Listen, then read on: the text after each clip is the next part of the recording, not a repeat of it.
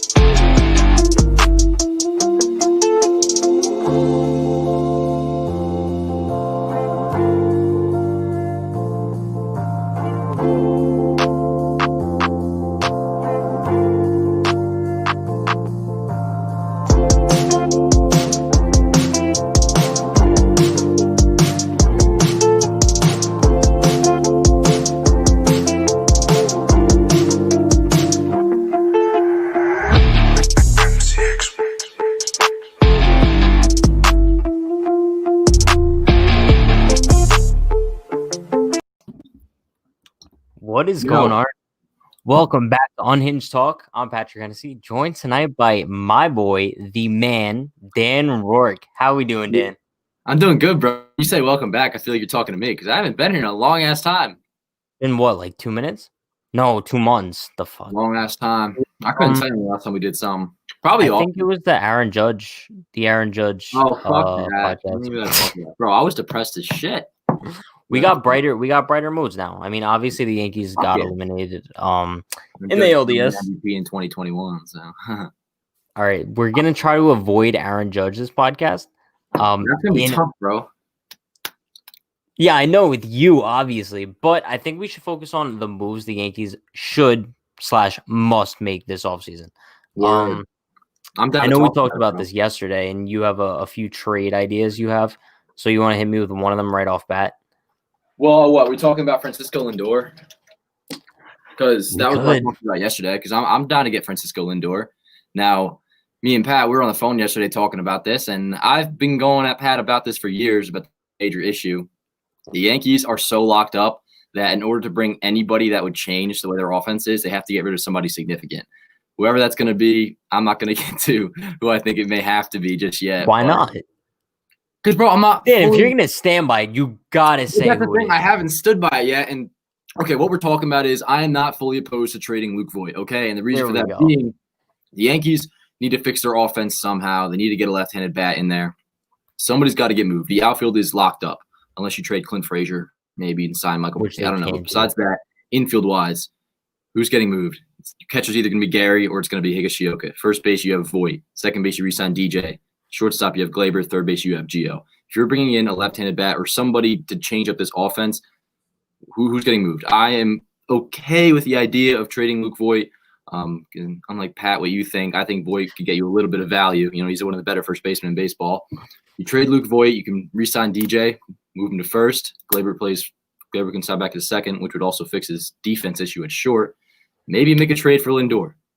Who knows, bro? They have 1 year control left, the Indians. They know they're not re-signing him. His arbitration this year is going to be north of 20 mil.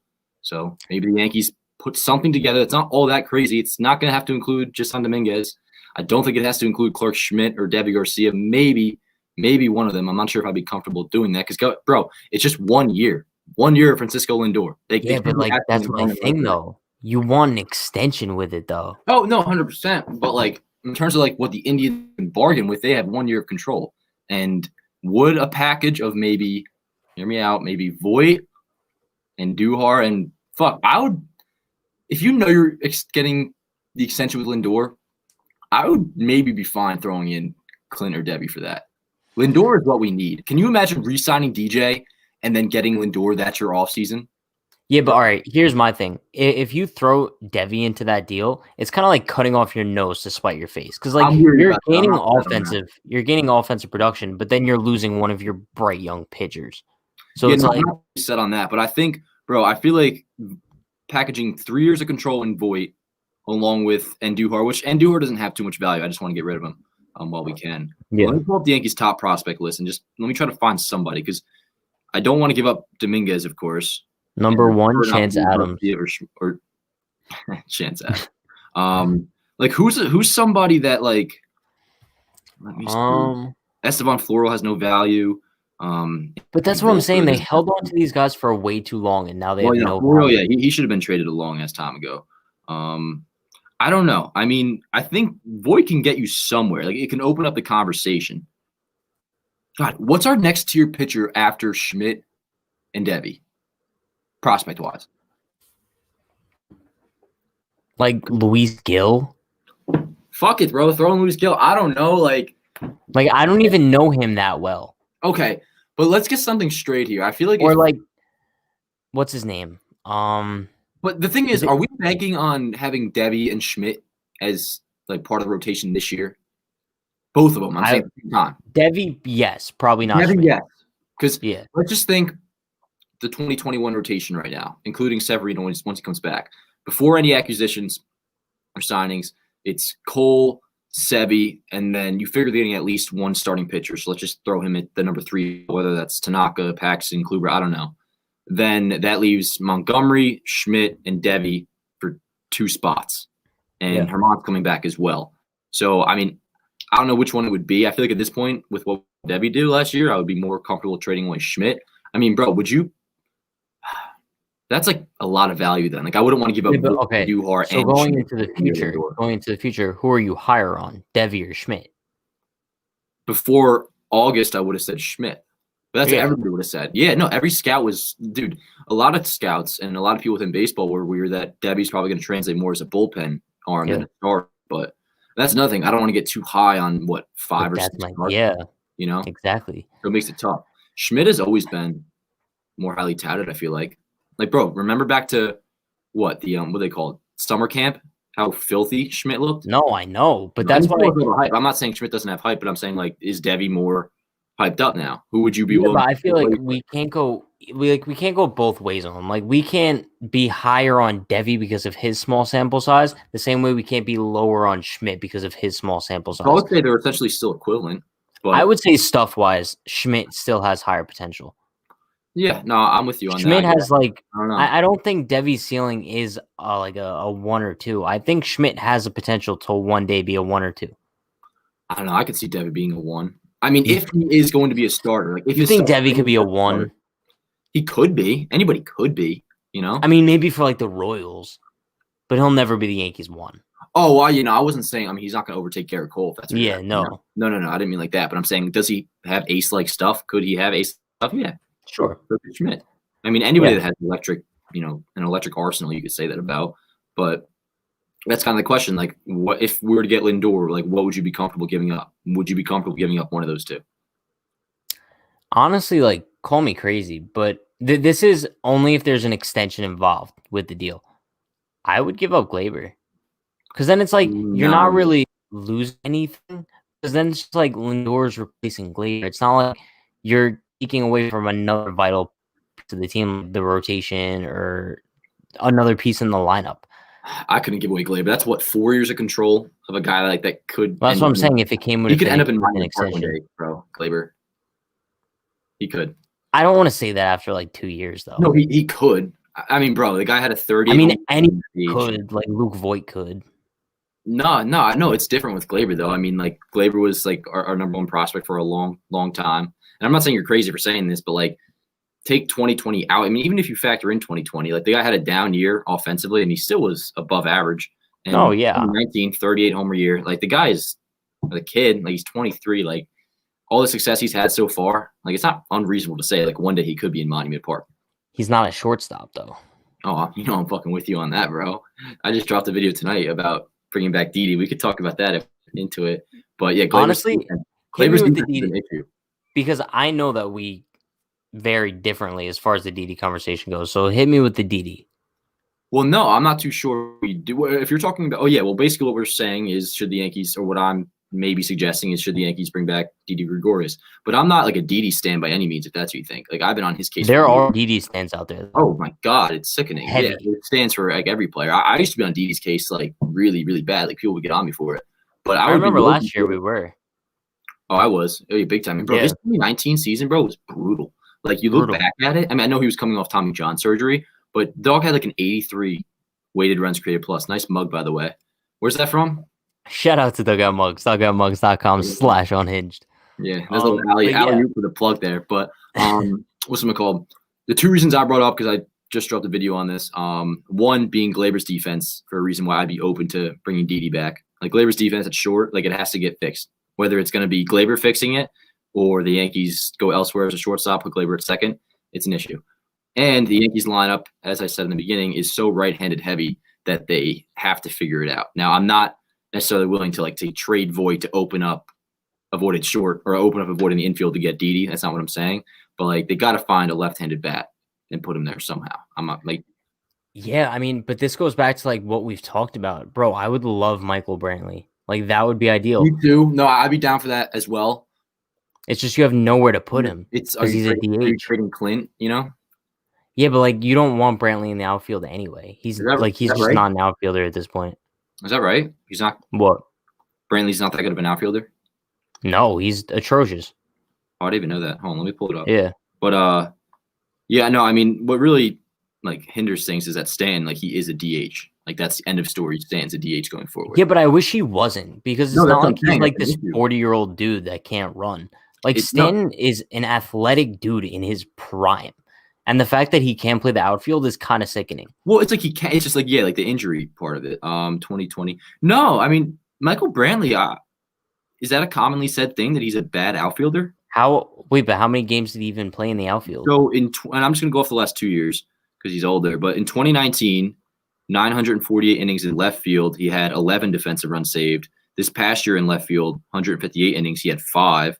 And then, yeah, no, I mean, he's a more than a plus defender. Really? So I mean, granted, I guess, wow, he's actually younger than I thought. I thought he was like 35, 36. He's only 33, which still isn't that young. He's a literal left-handed DJ LeMahieu. Oh, no, bro. I mean, I would be all about bringing in Brantley. It's just the same issue with everybody. Like, all over the Yankees lineup, bro. Like, you cannot find a spot that, like, fans wouldn't be tweaking over somebody getting moved. I know, like, but that's exactly my thing. It's like, I know I'm going to go off on a rant here because whenever we bring up this guy, I always go on a rant. But Brett Gardner, okay? The Yankees are probably going to re-sign him to like a 1-year, like $5 million deal. I'm assuming anything more than that would be disgraceful. That's fine by me, though, because he'd be a fourth outfielder. But hear me out. I would much rather take that money and sign Michael Brantley. Well, Brantley and get 10 times the production. Brantley will be more than $5 million. But no, but you take that $5 million, you put it towards Brantley. I got you. Yeah. But it's still like the issue where, like, with getting Brett Gardner, like, that's 100%. He's a fourth outfielder if you sign him. Brantley, like, you sign him to start, and I'd want him to start. But the only person that you could get rid of would be basically Frazier. I mean, you can't really trade Hicks because then who's playing center? I mean, Judge can play center. I'm not sure if they want him to do that. I wouldn't mind them platooning them. Platooning who? Clint and Brantley and Frazier. I already know what that would turn into, though, bro. It would just be Clint getting screwed over again because, Brantley would rake and he'd be playing every single day. Like, at that point, just trade Clint. And you have Talkman. I mean, he had a bad year, but, like, I'm still kind of comfortable with him as a fourth outfielder. Because, I mean, I love Clint, but, like, let's be honest. Like, next year, if Michael Brantley hits 330, he's more crucial to the Yankees lineup than Clint would be. No, I'm with you. Like a guy hitting over 300 from the left side. That's what I'm saying is that you know what it would turn into. Clint would end up getting screwed over again by us signing Brantley, and Brantley would rake. So at that point, maybe you should just trade Clint. Yeah, I mean, but that's only if you sign Brantley hypothetically. Like, if I gave you the ultimatum right now, okay, you sign Brantley, trade Clint. Like, yes or no? Are you doing it? Yeah. Yeah. No, I mean, I would. I do it too. I would probably do that. Yeah. I mean, But that's my thing. Like, I've always been like a Clint supporter, and I've been pissed off when he wasn't playing. But that was because there was a worse player being played over him. If there's a better player like Michael Brantley playing over him, I don't care because then it's well-deserved. Well, I feel like the only possibility Brantley gets is if like somebody gets traded. Like, because you can't. Which would be Clint on the roster. Yeah, I mean, you could sell super high on Clint. Now you can, he has more value now. But only other thing I think maybe, I don't think they would trade away Hicks only because I don't know who would play center. If they were comfortable putting Judge out in center injury-wise, because trust me, Judge can play center 100%. He'd be one of the best center fielders in the league. But if they were willing to trade maybe Hicks, he's only $10 million a year. Like people talk about his contract all the time. It's just $10 million a year. Wait, when did Judge play center? Was it 2018? 2018, the second game of the opening series against the Blue Jays. Yeah, I remember. It was a game I think Sonny pitched, I think. No, that was right because somebody out. I think it was the second game, I think. No, why did they put him in center anyway? That was a 4-game series, I think. It was because Hicks got injured like right away. And then it was one of the games that Billy McKinney like started. It was like the 4th game, I think, of that opening series. I think. It was early in the year. Like super early. I know for a fact it was the opening series. He can play center. But I don't know if they want to do that. Was great. If they don't want him to do it, I don't blame them. You see what the issue is, bro? Like, this is so true with everything. Like, you talk about getting a player, and it's like such a controversy over like what player's getting moved to get that player, you know? No, I know. But that's the issue because it's kind of a good issue to have, but a bad issue at the same time. It's like the Yankees have guys who are just locked into spots, but at the same time, they don't have the depth. Well, that's another thing. They need to improve their bench. Look at all the great teams in the 90s, bro. Like their 90s dynasty, what do they have? A great bench. They have to figure that out. And even 2019, I love their 2019 bench. Same. Because it essentially was the next man up crew once the guys were healthy. Like once the normal team was healthy, then you had like Maben on the bench and all the other guys that I can't think of what's on my head, but but it's not even like looking back to the teams of the 90s. You look at the 2 teams that were in the World Series this year, the Rays and the Dodgers. Those were 2 teams with an absolute stupid amount of depth. Bro, the Rays had 2 separate lineups that they could throw out there any given night. Like, you had guys like Mike Brosseau on the bench. Yandy Diaz on the bench. We had good depth, too. It's just like... Not the same. Bro, it's not the same. Having Clint in, like, AAA was just, like, the ultimate, like, depth flex, though. Like, that can't be a thing anymore. You know what I mean? No, like, you can't. You're starting... Bro, with Clint, and, like, I'm not even just saying this for his case because I really do feel bad for him. But just, like, in general, like, he's 26. Like, you like, trade him or play him. Like, that's the end of the story. Yeah. You know? Because he's not that young anymore. Like you just said, he's 26. Yeah. Like, I understand that's, like, around when Judge made his debut. But in Clint terms, he's getting old. Because I feel like he's been in the system for what? 5 years already? 4 years? 2016, so. 4 years. Yeah. That's 5 did you say 7? No. I was counting the years, like 16, 17, 18, 19, 20. That's 5 seasons he's been in the organization. I was just going to make a solid point, but I totally lost my train of thought. Yeah. Well, so yeah. Wait, what were we just talking about? Well, we're talking about Clint. Oh, this is what I was saying. So ALDS Game 5, right? The Rays are able to go to Mike Brosseau, pinch hitter. He's a fucking pussy, bro. I would beat his ass. Okay, pause. The Yankees had to go to Mike Ford as a pinch hitter. They didn't have to do that, bro. That was a fucking. What else were they gonna go to? Obviously, I would have gone to Clint. Anybody, bro. You're right. They should have a better option than bench. Yeah. I'm not disagreeing with what you said, but they should not have gone to Ford there, bro. That was no chance. Dude, that was a horrible decision. And then, because what? Didn't he pinch hit for fucking Kyle Higashioka? And that led.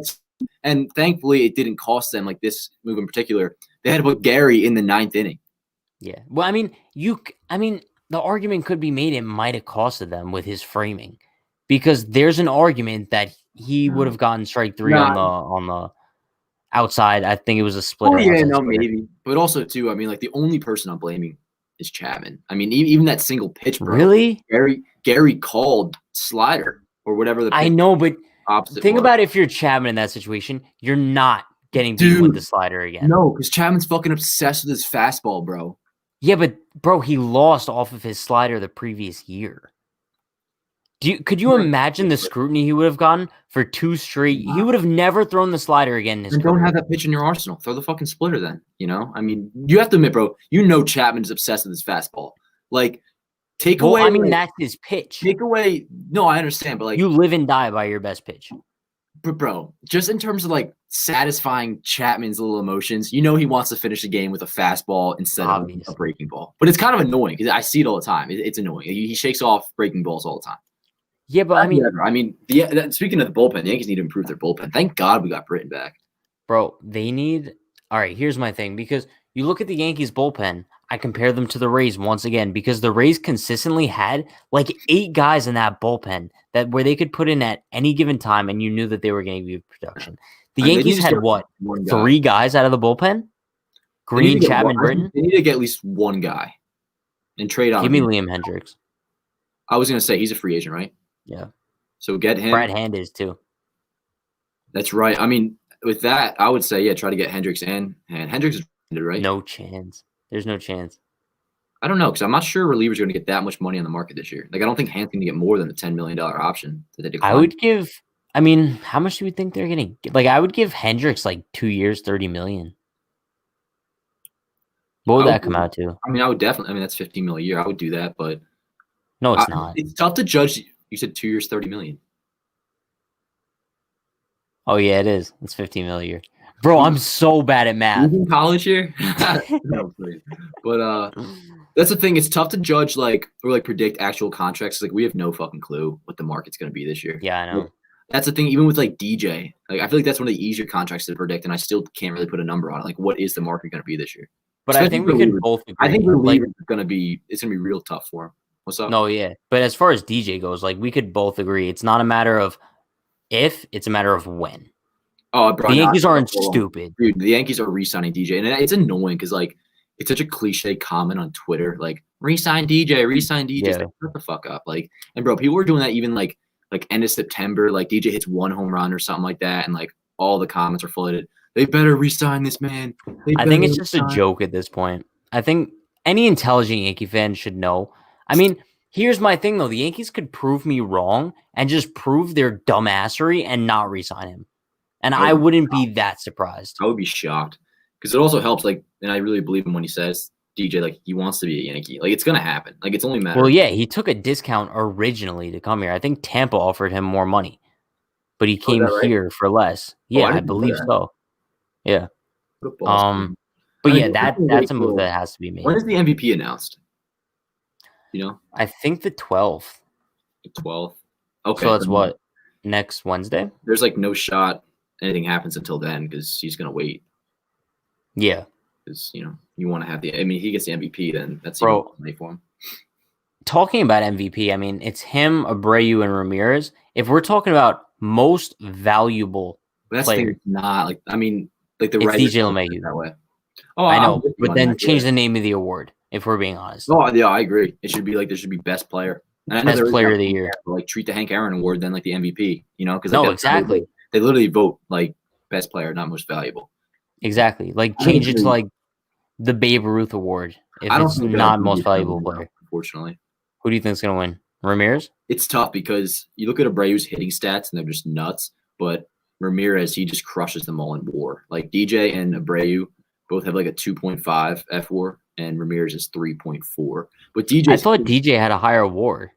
Maybe on Baseball Reference WAR, possibly. But hitting wise, I mean, DJ, like if you look at his slash line, like he had the highest OPS. His weighted runs created plus was like 170. Just stupid, bro. Also, let's take into account like the dude had COVID to start the season. Yeah.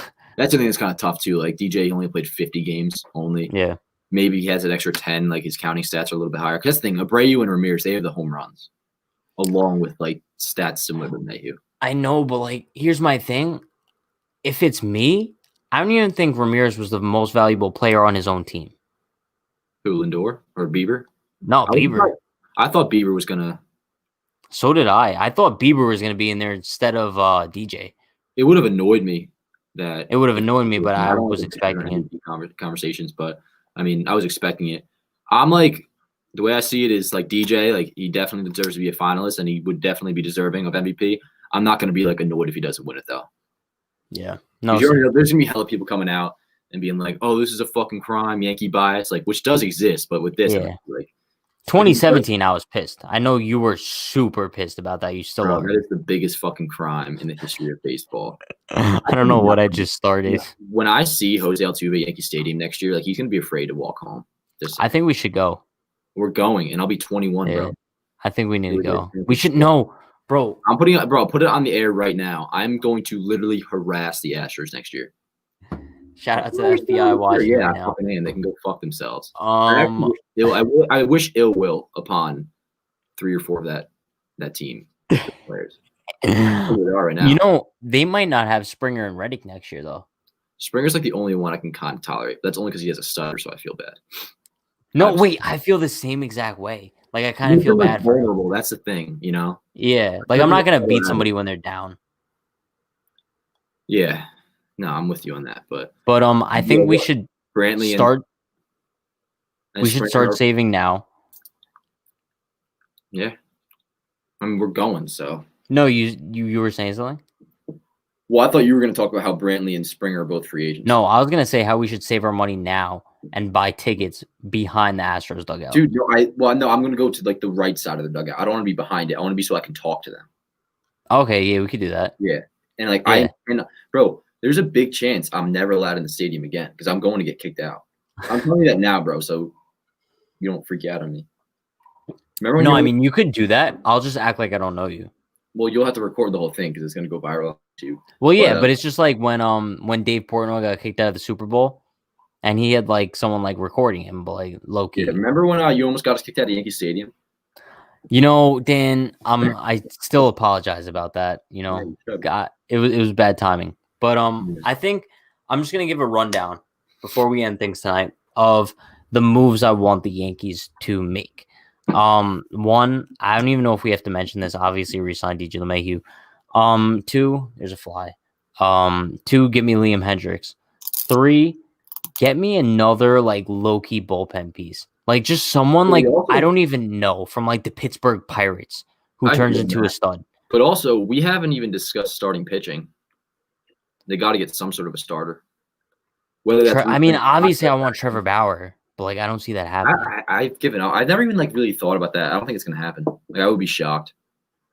I think it's gonna be. What do you remember what I said the other day? And I tweeted about it. Would you be content if the Yankees re-signed or not? Got Kluber and then re-signed either Tanaka or Paxton? So you get 2 of them. I like Kluber. I like the idea of Kluber. How much do you think Kluber would go for? Maybe like 10 mil with hell incentive. Yeah, 1 year, 12 million. Well, I think that's gonna be like 1 year, yeah. And you figure it's gonna be incentive heavy. Yeah, maybe like 10 mil with like incentives. Of like Tanaka's gonna get a multi-year deal. Yeah, he will. A team will sign to be no like more than 3 years though. Bro, I could totally see, depending on how active they intend to be after winning the World Series, the Dodgers signing Tanaka to like a 2 or 3 year deal just to be their fucking like their dope ass number 4 or 5, you know? Because bro, I've always said this. Tanaka, if you have a good enough rotation to make Masahiro Tanaka your 4 or your 5, you got a good ass rotation. Bro, he was like R2 in the postseason. Yeah, which was an issue. I always said that. It's an issue that Tanaka was R2. Like that shouldn't happen. No, but I mean, I want to rant about the Yankees right now because obviously I'm not going to speak for the morality of the organization, but I think we know that they're not interested in Trevor Bauer just because of his on the field antics. I don't know. I've never really been fully behind that. We've disagreed on that. Yeah, I'm kind of behind that because I don't know about you, but I have a good feeling that the Yankees organization doesn't want someone vlogging in the clubhouse or vlogging in the stadium. That's fair, but I don't think like that's. I think it just comes down to one simple thing. They don't intend on like adding another $30 million a year pitcher right now. Like, why? Why? Because they don't want to spend money. I mean, Hal Steinbrenner said it himself that they took the most financial loss out of any organization. Which is disappointing that the Yankees are a team that's like. Well, no. It's because they have the most to lose. Like they are the most like financially. I get it, but then they're also going to be the team with the most to gain next season. Yeah, no, I mean, I'm with you in a sense, but I'm not saying like what the Yankees should do. I'm saying like what they're going to do. Like they're going to try to cut back. Like I think. Sure. I think honestly, this offseason, like if there's like literally a checklist that Hal Steinbrenner and Cashman have, I think the main and only priority is just re-sign DJ and then go from there. Like I think just like that's the only but I feel like that's the plan every offseason they have like one move in mind and then they make that one move and then we get nothing else. Like last year was Cole, I'm still and nothing else happened. Last offseason was fine. Like, it really was. I'm sorry. Like Cole was at the time, like that's all we needed. It really, really was. I wanted Nick Castellanos so bad. Where was he gonna play? I don't know. I just wanted him. Bro, that's literally like a second DJ. Just like this year, my Castellanos is Brantley. I want Michael Brantley so bad. I'll take Michael Brantley. Or Tommy LaStella. I would take him too. Like a left-handed contact hitter. Get me it. Bro, I'm so done with Brett Gardner, dude. You don't have to worry about Brett Gardner. Like if they re-sign him, he's going to be like a fourth outfielder. But he's still going to play. No, but it's give those at-bats to a guy who's actually going to produce. Gardner's not good enough to get signed to be the fourth outfielder and then overtake Clint. Like I think this is the first time ever where the Yankees, if they do re-sign Brett Gardner, he'll actually be a fourth outfielder. I know, but he's going to play very often because let's be honest, Aaron Hicks, Aaron Judge, one of them is bound to get hurt. I think it's fine though. I mean, no, I'm putting in Gardner like as a replacement level player. I can't watch Brett Gardner play another season of 130 games. I mean, Brett Gardner, he's a serviceable enough player that if like somebody gets injured, like I'm fine putting him in the lineup for that. I wouldn't have for him to bat 220 starting with everybody healthy, but if somebody goes down, Gardner, that's a fine replacement. Most teams over Michael Brantley, really. Yeah, but what are you gonna do? Sign Brantley to wait on the bench? Bro, DJ LeMahieu signed as a bench guy. No, he didn't. He didn't sign as a bench guy. Yes, he did. He signed as a utility guy. He No. didn't play on opening day. No, exactly. Brian Cashman, when he signed him, he said, you're going to play every day, but you won't play on opening day because he was always going to play on the day. Because that's when Troy Tulowitzki was signed. He was going to play like 2 out of every 3 games. Oh, bro, the only reason DJ LeMahieu started playing every day was because Troy Tulowitzki died. No, DJ was going to play every day. I know that for a fact. He wasn't a bench player. He was not signed as a bench player. He was signed to be an everyday guy. He was going to. What starter signed for 2 years, $24 million? Yeah, what's that got to do with it? 2 years, $24 million. Bro, that's nothing. That was nothing. DJ was coming off a subpar year. He had like a 90. Bro, let's not forget Miguel Andujar too. No, Brian, I'm telling you, I know this for a fact. Brian Cashman and the Yankees said to DJ, "You're going to play every day, but the only thing you have to know now is you're not going to play on opening day because they're going to have Voit play first, Gleyber second, short, and Duhar at third." Okay, so then where was DJ going to play every day? Whoever was off. So say Tulowitzki needed a day off, then DJ would play. Gleyber needs a day off, then he would get a day. And Duhar at third, Voit at first, whoever needs a day, that's where DJ would play. Because you also got to think, too, the DH wasn't as locked down as it was. So Stanton wasn't holding that up either. So you could even have, say, Andujar DH a day, Voit DH a day, and LeMahieu would play then. It's different now because Stanton's a DH full time. Remember, didn't Stanton? I'm just pissed off. I think Stanton started in left field opening day in 2019. I think. I mean, that has nothing. Yeah, I think so. It, but who was our DH then? Was it curious.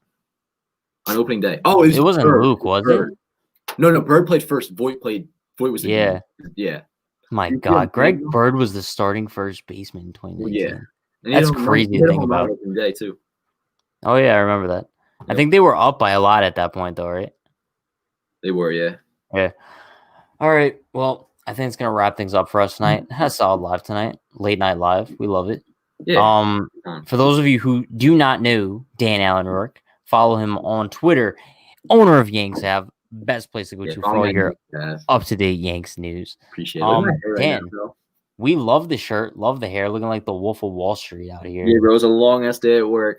So I look all beat up right now. All right, well, we will. Bro, we'll do it again. We have big plans in the future. Big plans. Big plans of moving. So we will see you guys next time. And on that note, tune in next time and have a good night, everybody. Stay safe. Let's go. Have a good night, everybody.